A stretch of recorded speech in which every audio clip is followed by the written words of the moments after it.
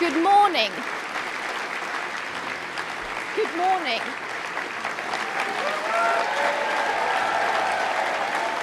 Good morning. And thank you.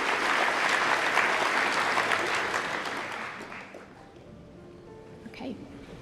Well, I just got away with good morning. We're almost at good afternoon. But yes, you're absolutely right. I'm not on the agenda for today. A bit of a surprise addition, shall we say. And a surprise for my husband too, who has no idea what I'm going to say.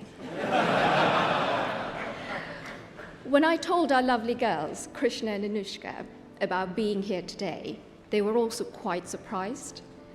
But look, the reason why I'm here is really quite simple. And it's because Rishi and I are each other's best friends. We're one team. And I could not imagine being anywhere else but here today with all of you to show my support to him and to the party.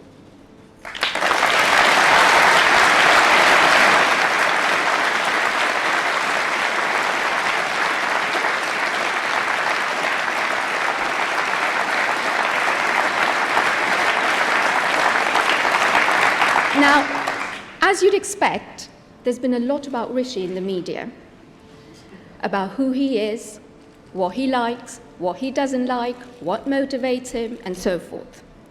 Now, some of it is accurate. I'm afraid he does love a good rom-com. The cheesier, the better even. And some of it is not so true. So you'll be relieved to hear that episodes of Emily in Paris are not informing his outlook on the EU. But in all seriousness, though, as we gather here today to look to the future of the UK, I'm so grateful to have this chance to talk to all of you about the man who is leading us there. Now, let me start with one word that sums up my husband, and that is aspiration. Aspiration runs through his DNA like it does this party's. Aspiration is what drove his family many years ago to move to the UK. And aspiration is what drives Rishi to build for a better country and a better life for all our young people to look forward to. Rishi and I met when we were 24, when we were both studying abroad in America. Right from the very beginning, I was struck by two things about him. No, not his smart suits or his love for hoodies. He actually didn't own either back then.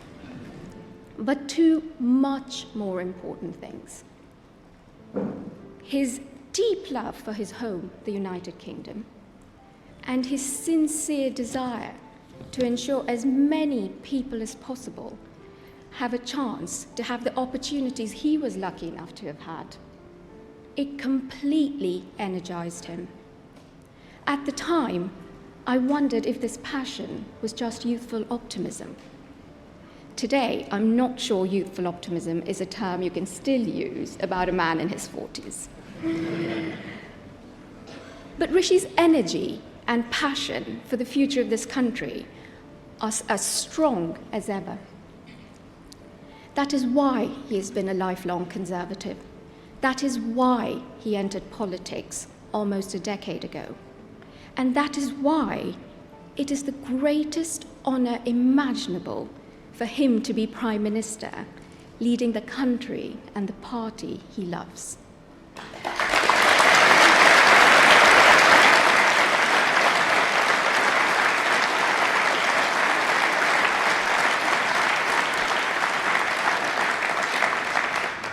As I said earlier, getting together with Rishi almost 20 years ago was not the easy route. It meant, in our early days together, a complicated, long-distance relationship. But let me tell you, on the other hand, being with Rishi was the easiest decision of my life. He's fun, he's thoughtful, he's compassionate, and he has an incredible zest for life. But what drew me to him most was his strength of character, his honesty, his integrity, with a firm understanding of right from wrong.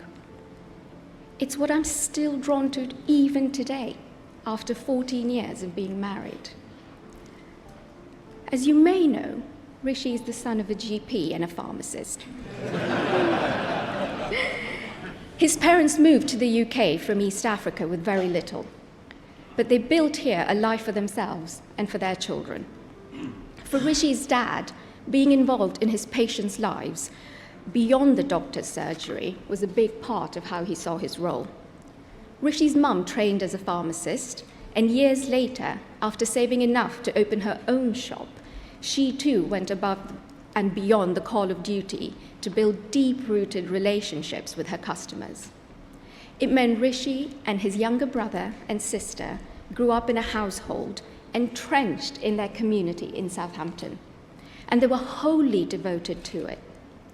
That love of community grew in Rishi too, from a very young age, as the most natural extension of how he sees home. And that connection with people is the source of his political life. Rishi cares deeply about this party and the values that underpin it. I would like to take this opportunity to thank you all for the support you've already shown him and for the warm welcome you've given our young family. Please know that Rishi is working hard to do the right thing for the country, not just for now, but for the long term, with honesty and with integrity. That is why he has told some hard truths already, and knowing him, he'll continue to do so. He shares your values, and he knows how much you care about the future of the UK, but also about the struggles and the challenges that people are facing today, and the potential we all see in a better tomorrow, not just for a few, but for everyone in our country. Just as with our girls, he wants the next generation to grow up in a country that offers them opportunity and hope, a country that helps them build rock-solid foundations, with a deep respect for hard work and the confidence to fulfill their potential, and a love for community in all its forms. Sometimes, when the going gets tough, I remind Rishi that he's fighting for his values, that he's fighting for this party's values, knowing that it's a hard road ahead, but success is hard won. Rishi, you know this. You know that doing the right thing for the long term, even when it's hard, is the right thing to do. And I hope you also know how proud you make our girls and me every single day.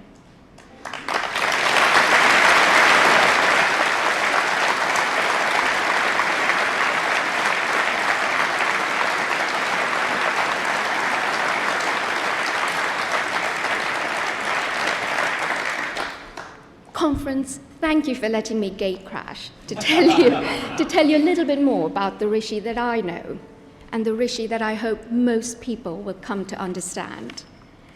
Now, it gives me the greatest pleasure to introduce you to a wonderful, wonderful father, my best friend, and your Prime Minister, Rishi Sunak.